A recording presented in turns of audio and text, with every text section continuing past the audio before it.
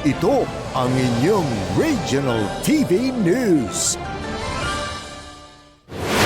Natagpo ang patay at nakasilid sa sako ang bangkay ng isang babae sa Lucena, Quezon. Pasintabi po ang biktima chinapchap.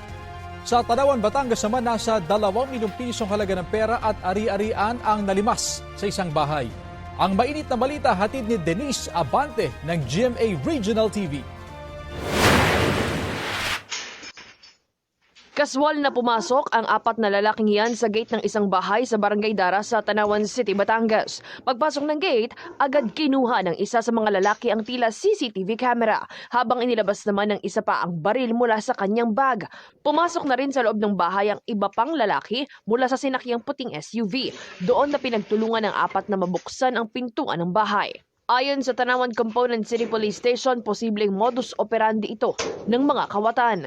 Kasi mukhang nagmamatag po sila. Sa aming pag-iimbestiga, meron na rin silang nagawang mga pagnanakaw gamit ang parehong modus operandi.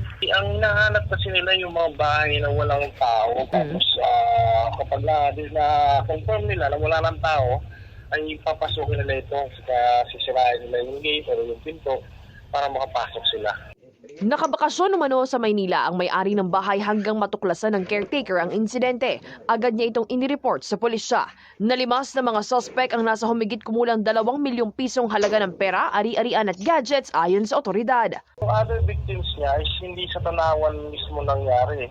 Sa other provinces pa, north part pa ng Luzon ng ibang area.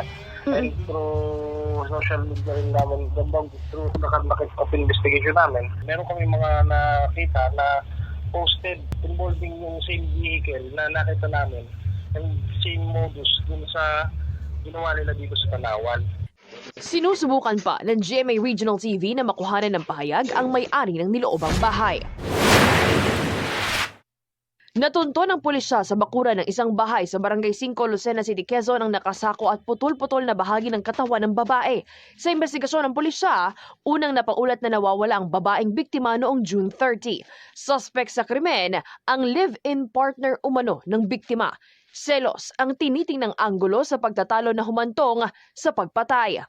July 21, 10:30 p.m., itong suspect na sinususpect pa lang doon sa missing person ay nahulihan ng deadly weapon at naimbestigahan sa police station doon uli sa missing person. Dahil hindi kami natigil doon sa pag-iimbestiga, umamin siya na siya yung pumatay sa kanyang live-in partner. Ang biktima nagtamo ng saksak sa dibdib gamit ang ice pick. Chinapchap ang katawan, isinilid sa sako ng semento at saka inilibing. May nadiskubre rin na isa pang bangkay ng babae na nasa loob ng nakabaong drum sa ilalim ng bahay. Iniimbestigahan na rin ito. Sasampahan ng kasong murder ang suspect. Sinusubukan pa siyang makuhanan ng pahayag. Narecover ng mga otoridad ang ilang sachet ng shabu, baril at iba pang paraphernalia sa pagsalakay sa isang bahay sa Magaraw, Camarines Sur. Naaresto ang mag-asawang nakatira sa naturang bahay. Tumangging humarap sa kamera ang mga suspect. Dati na ring sangkot ang mag-asawa sa iligal na droga. Arestado sa buy-bust operation ng isang senior citizen sa Barangay Tawig, Paracale, Camarines Norte. Nakumpiska ang 3 sachet ng pinaniniwalaang shabu.